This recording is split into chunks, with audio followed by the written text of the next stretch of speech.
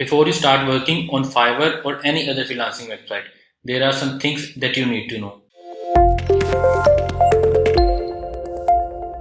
अस्सलाम वालेकुम, this is Aqib Javed. आज की वीडियो में हम कुछ ऐसी बातें, कुछ चीज़ें डिस्कस करेंगे जो कि आपका जानना बहुत ज़्यादा ज़रूरी है before you dive into the field of freelancing. Freelancing is not as easy as you think it is. जो लोग फ्रीलांसिंग से वाकिफ़ नहीं हैं वो समझते हैं कि कोई भी ऐसा काम जो कि 9 टू 5 नहीं होता वो दुनिया का सबसे ज़्यादा आसान काम होता है। तो let me explain things for you.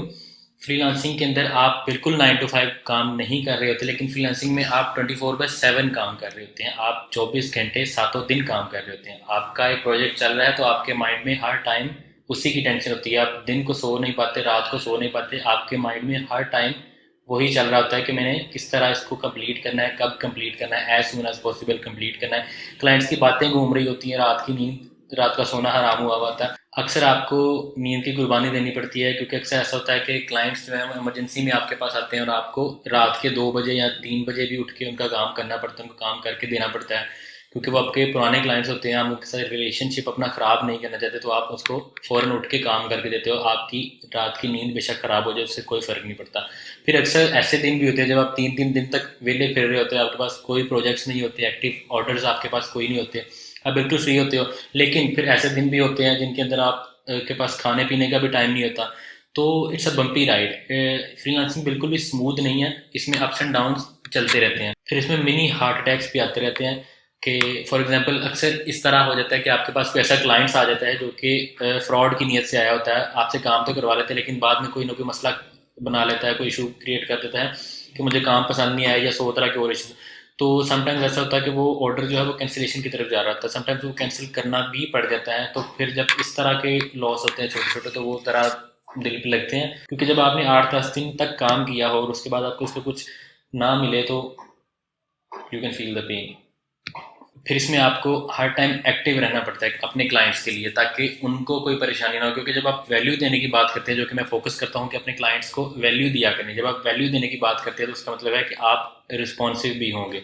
आप जब भी क्लाइंट आपको मैसेज करेगा आपको उसका रिप्लाई करना पड़ेगा, डजेंट मैटर ये रात है ये दिन है, आपको रिप्लाई करना पड़ेगा। तो इस तरह की थोड़ी मुश्किलें, मतलब 24/7 आपका माइंड चल रहा है, आपका ध्यान उसी एक जगह पे है। बेशक आप कहीं भी चले जाएं, बाहर घूमने चले जाएं, इधर उधर जहाँ भी जाएं, आपके ज़हन में आपकी फ्रीलांसिंग चल रही होती है, आपके ज़हन में अपने क्लाइंट्स की बातें, ऑर्डर्स, आपके हर चीज़ आपके माइंड में चल रही होती है। तो कभी भी आपका माइंड इस चीज़ से खाली नहीं होता।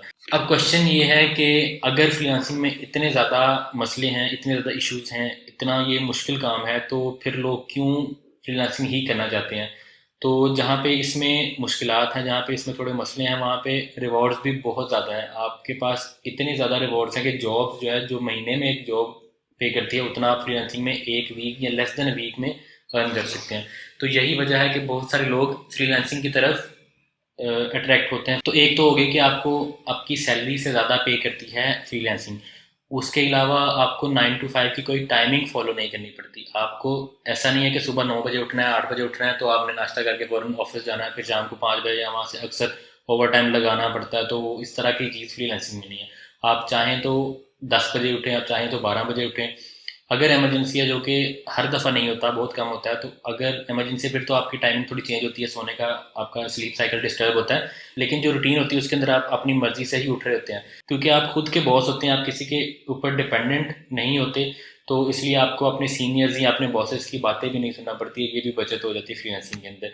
उसके अलावा आपके पास पैसे डॉलर्स में आ रहे होते हैं, तो जब डॉलर्स में पैसे आते हैं तो वो भी एक अलग से चस्का होता है। और इसके अलावा आपकी कम्युनिकेशन स्किल्स जो हैं वो बहुत बेटर होती हैं जब आप तरह तरह के क्लाइंट्स को डील करते हैं। कुछ उसमें अजीब क्लाइंट्स होते हैं, कुछ अच्छे क्लाइंट भी होते हैं। जब दोनों तरह के आप अच्छे और बुरे क्लाइंट्स को डील करते हैं तो आपकी कम्युनिकेशन स्किल्स स्ट्रॉन्ग होती हैं। और जाहिर है आपने उनके साथ इंग्लिश में बात करनी है तो आपकी वीडियो कॉल्स, ऑडियो कॉल्स अपने क्लाइंट्स के साथ, उनसे आपकी जो इंग्लिश है वो भी बेटर होती है। आपकी इंग्लिश की जो स्किल्स हैं वो बेटर होती हैं, आपकी कम्युनिकेशन बहुत ज़्यादा स्ट्रॉन्ग होती है। आपको तरीका आ जाता है किस तरह बात करनी है, किस बंदे के साथ किसको किस तरह से हैंडल करना है। तो ये थे फ्रीलांसिंग के कुछ प्रोज एंड कॉन्स जो कि उन लोगों के लिए हैं जिन्होंने भी फ्रीलांसिंग स्टार्ट नहीं की। तो मैंने सोचा उनको बता दूं कि फ्रीलांसिंग के अंदर आप अगर आते हैं तो आपको क्या क्या मसले फेस करना पड़ेंगे, क्या क्या इश्यूज होंगे और आपके लिए कौन कौन से रिवॉर्ड्स हैं जो आपका वेट कर रहे हैं।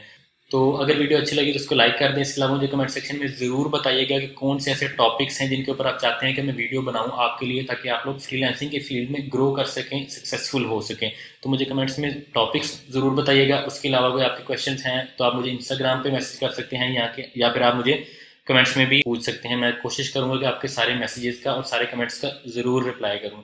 तो मिलते हैं नेक्स्ट वीडियो में। अपना ख्याल रखिएगा। अल्लाह हाफिज़।